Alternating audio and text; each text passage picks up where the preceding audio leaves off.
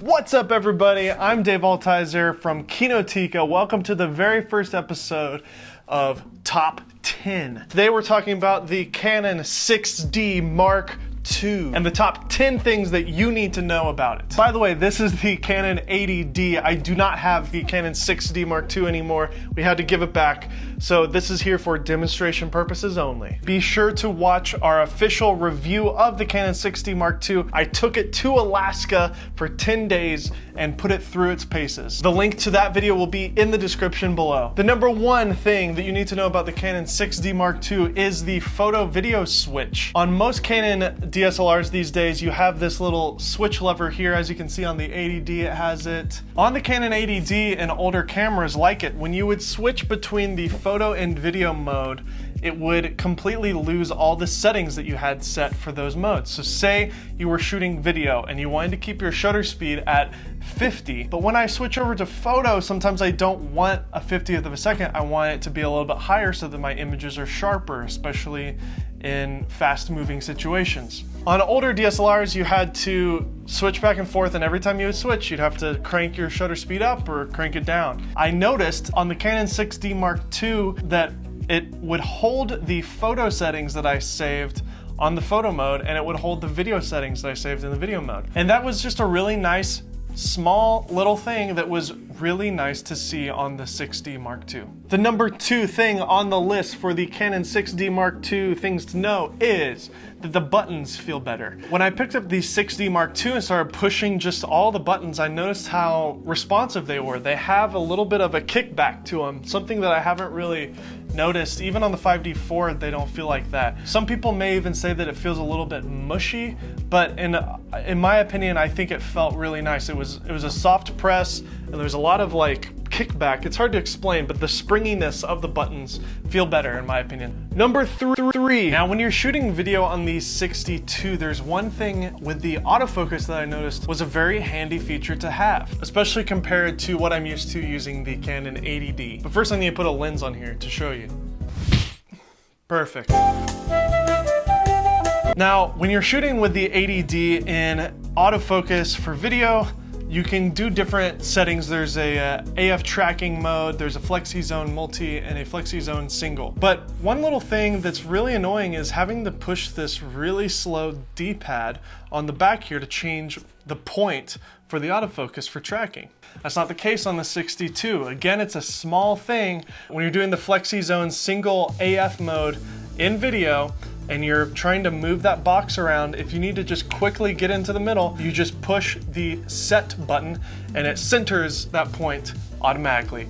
Really nice. The fourth thing that I want to tell you about with the 6D II is the digital image stabilization. I was actually really surprised. Now, it does soften the image quite a bit when you go to the extreme mode, but in the normal setting, I found that it actually worked really well. Now, this isn't super unique to the 62. There's other cameras like the SL2 and the 77D, and some of the newer Digic 7 cameras already have this ability built into them, but it is nice to have, especially when you're shooting on a prime without IS. That leads me to number 5 on the list. It's kind of an odd thing to do, but you can use the digital IS mode to crop in on your image in video. I did this quite a bit when I needed a little bit more reach with my image. Now again, it is sort of doing this zooming in on that 1080p image and up-resing it to 1080p, and it's actually gonna be pretty soft. But I did find that it actually was nice to use when I was in a run-and-gun situation. So I don't know, it's kind of a hack, and it's definitely not the correct way to do things, but I liked using it and it was really convenient for me. Number 6, this is kind of obvious, but it's kind of weird that this is the case. The 6D Mark II is the only camera on the market right now that is a full frame camera with a flip out screen fully articulated. Isn't that weird? I don't understand why more people aren't making cameras with fully articulating screens. It's been proven by Canon and Panasonic that this is what people like. It's the easiest solution when it comes to video, for selfies, when you're a vlogger. When the screen flips up like this on like some of the other cameras, the M6 flips up, you can't put a mic on here. So having the screen flip out to the side is really the best all-around way to do this. If you're a photographer, it's so easy. You just pop this thing out, go up like this. You can get your high-angle shots, you can do your low-angle shots. You can also do your portrait shots this way. So Canon put it on the 6D Mark II, and that is a welcome addition. The seventh thing you need to know about the Canon 6D II is that it is in a playing field with lots of other full-frame cameras that are the same price that can sometimes outperform what the 6D II is giving us. So make sure you do your homework and look at the other options. Some of the other full-frame cameras that are in the same ballpark price range are like the Nikon D750, which is a fantastic camera and is due for an update soon. Pentax K1, which is something that a lot of people don't know about, but it's a fabulous camera for the price. The Sony A7 II, which is kind of like the lower end Sony A7 line camera. We're due for another update there with the A7 III coming this year probably. Not to mention, if you are a full-time video person, primarily the GH5 is roughly the same price as well, and it just blows this camera out of the water in terms of video quality and performance. So the 6D II really doesn't have a lot of headline features that stand out, so make sure you do your homework and know why you're getting into it. If it's just for the dual pixel autofocus and color science, that could be enough for you. That leads me to number 8, dual pixel autofocus. Dual pixel autofocus.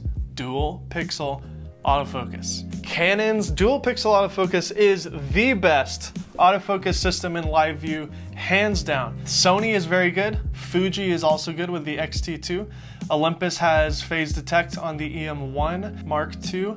All of these other cameras have great autofocus systems and they are sort of the same type of system, but Canon's implementation of their dual pixel autofocus is perfect in my opinion. When you're in the face tracking and tracking mode, it is just a dream to use in live view for photo and for video. As soon as you hold that camera up and it recognizes somebody's face, boom, it locks onto it. If there's multiple people's faces in the shot, you can just touch whichever face that you want to be in focus and it just goes to it instantly. If there's no people in the shot and it's in the tracking mode, you can just hold your hand up and you hold up an image and it'll focus on that for video. If you're doing a photo of a bushel of flowers and you're moving close and you're trying to get a live view shot with it, just tap it and it's just like, it works. It just works so well. I actually believe that the DSLRs have a better user interface than some of the Canon cinema cameras using the same tech. So dual pixel autofocus is in the 6D Mark II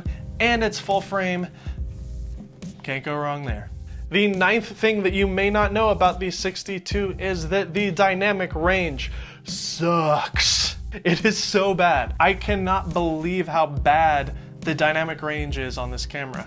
At ISO 100, there's tons of noise in the image when you boost the shadows or pull the highlights down. When it comes to those lower ISOs, a lot of Canon's APS-C sensor cameras actually outperform the 6D Mark II in terms of dynamic range and noise performance. In fact, the APS-C cameras also tend to perform roughly the same in higher ISOs as well. This is completely unacceptable in my opinion, and some people are even saying that the original 6D had better image processing, and I just think that that is completely ridiculous.